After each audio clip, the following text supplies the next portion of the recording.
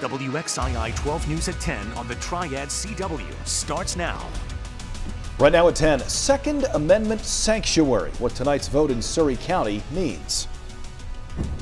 With this one, they called and were like, "You're leaving," and it was more so a shock. Some people are beginning the new year with goodbye. Military spouses at Fort Bragg caught off guard by the rising tensions between the U.S. and Iran. Their loved ones caught in the middle. But first at 10, a taste of winter returned. Some hometowns could see the first snowfall of the year soon. Other places could see basically nothing. So true. Big difference in the next 12 hours or so. Let's go to Chief Meteorologist Lainey Pope to separate the haves from the have-nots tomorrow. Lainey. Yeah, that's what happens when you have 3 different climate zones and viewers in all of those zones. Take a look at Galax right now, where you can see we've got quiet conditions. We do have mainly clear skies, and the temperatures, they are cooling off quite a bit because we're already freezing in Allegheny County at 32 in Sparta. Winds are calm. Dew point is pretty low, so the air is dry, but we will moisten it up some by the time that precipitation moves in, and that is expected to be here tomorrow morning. Our temperatures are really chilly from Martinsville to Reidsville. We're in the upper 20s, but we're in the upper 30s in Greensboro and Burlington, and really mild air down to the south from Charlotte to Columbia. Don't see a whole lot of cloud cover on this map just yet. Our storm system is actually out to the west here. You're starting to see at least a little bit of moisture associated with it in the form of some rain as well as some very light snow. We have a winter weather advisory out for the mountains all the way down toward Asheville up through Boone and Jefferson, and includes Independence, Galax, as well as Stewart, Sparta, and that is for some light accumulating snow, possibly mixed with sleet on the low end of these totals, it looks like, but still that could be enough to cause some slippery travel, especially tomorrow morning when that precipitation is expected to move in. So if you look tonight and you see the clouds kind of moving in after midnight, by about 6 o'clock tomorrow morning, starting to see some of the wet weather and precipitation moving into the mountains, and yes, it is in the form of snow through the morning commute. We'll have more on what you can expect for the rest of the day Tuesday coming up. Thank you, Lainey. We'll talk to you in a few. Remember, you can always stay one step ahead of the weather anytime you need it with the free WXII 12 News mobile app. You can track conditions coming your neighborhood and also look at where you might be headed if you're traveling somewhere with the interactive radar. On top of that, we'll post any school closings and delays as soon as they come into our newsroom. Well, when lawmakers left Capitol Hill for the holidays a couple of weeks ago, everyone was talking about impeachment. Now they are back, but the focus is instead on our growing conflict with Iran. House Democrats are getting ready for a war powers vote to limit President Trump's options as he vows to quickly and fully strike back against any new Iranian attacks. Tensions have escalated rapidly since the U.S. airstrike, killing Iran's top general. Qasem Soleimani's body arrived in his hometown just a short time ago. Senators in our country are now set to be briefed Wednesday on the rationale for that attack, while Democrats are questioning if it was even legal. NBC's Alice Barr has our report from Washington. Massive crowds in Iran today venting outrage against America over the killing of Iran's top military leader Qasem Soleimani.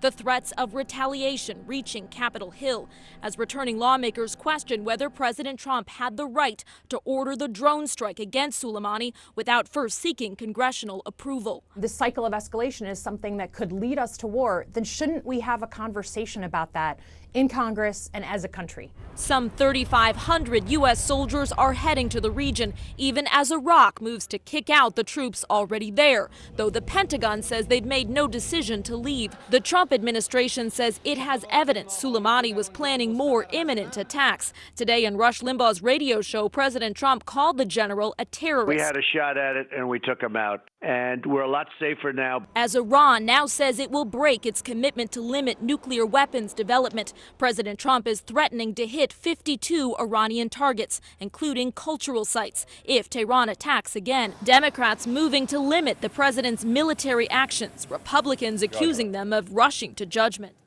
Can we not at least wait until we know the facts? Speaker Nancy Pelosi announcing the House will soon vote on a resolution requiring President Trump to seek congressional approval before taking any further military action.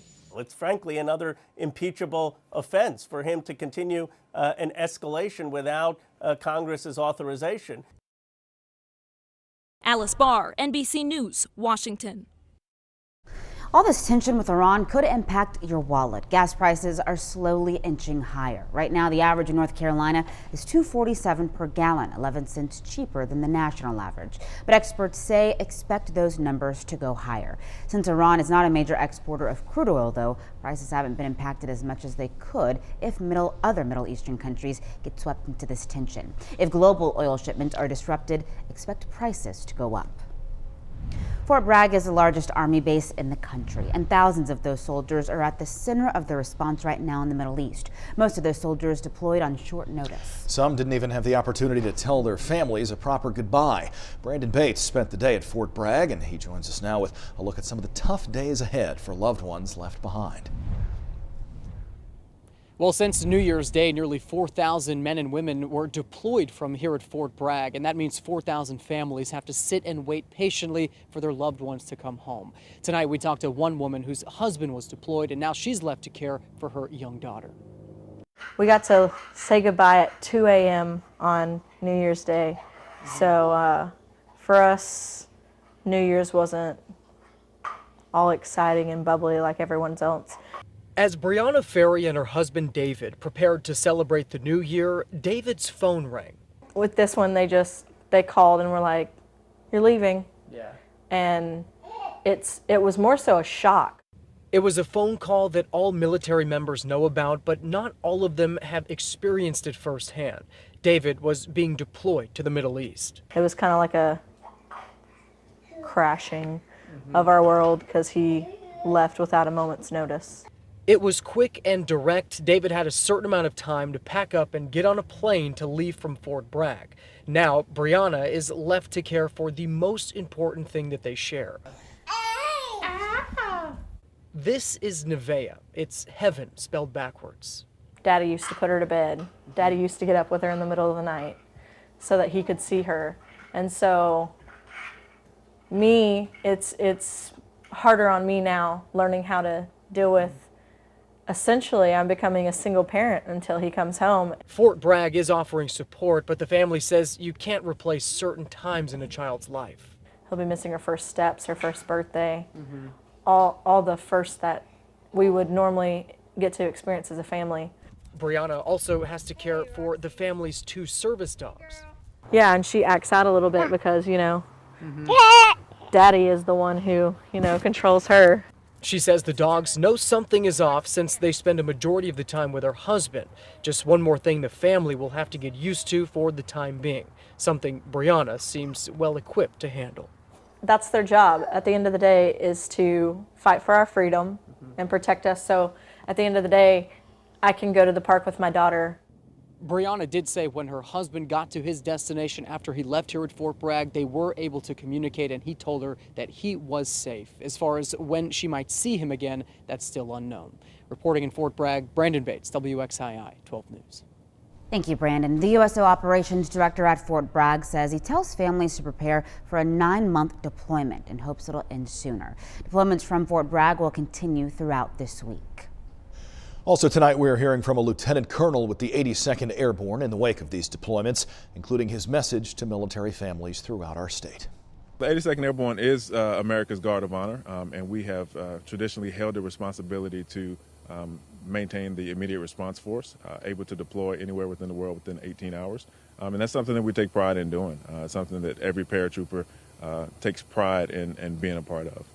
The families may be experiencing some angst because the soldiers can't tell them exactly where they are, and understand naturally that's tough, but what we can reassure the families is that the paratroopers are trained, they're fit, and they've got their battle buddies to the left and right to help them through the situation. And we'll, of course, bring you more as the situation with Iran develops. Stay with WXII 12 News on air and online. New tonight, leaders in Surry County just unanimously voted to become a Second Amendment sanctuary. Tonight's county commissioners meeting was packed with many people for the resolution and a few against. The proposal would protect the right to carry guns and is similar to ones already approved in more than 100 cities and counties in Virginia, where Democrats are working to tighten gun restrictions. The proposal is mostly symbolic and it's not legally binding, but supporters say this is a win for gun rights. It makes me feel good that Americans still understand their constitutional rights and cherish them here in Surry County and I think in many other places in America. And I would expect to see many other counties in North Carolina pass similar resolutions in the coming weeks and months. Leaders in Wilkes County are expected to vote on a Second Amendment sanctuary resolution tomorrow night, in fact. The Board of Commissioners meeting is set for 7 in downtown Wilkesboro. Meanwhile, authorities have made a second arrest tonight in connection with a deadly shooting in late November. This is in Greensboro, where police tell us 29-year-old Guy Clark was arrested back on December 23rd in Maryland. He's now charged with murder and is behind bars in the Guilford County Jail. Clark and another 29-year-old, Braxton Bridges, are accused of shooting Mark Porter on Emmanuel Road back on November 29th. A Good Samaritan, police say, stopped a man who tried to kidnap an 8-year-old girl inside of a Biscuitville. Greensboro police say it happened last month at the West Market Street location. They say 55-year-old Timothy Fry tried to grab the girl as she came out of the bathroom. Another customer intervened and ended up taking a picture of Fry's truck as he left. He now faces first-degree kidnapping and indecent liberties charges. Biscuitville's president says they are working with investigators. Former White House National Security Advisor John Bolton says if he's subpoenaed by the Senate for President Trump's impeachment trial, he is, quote, prepared to testify.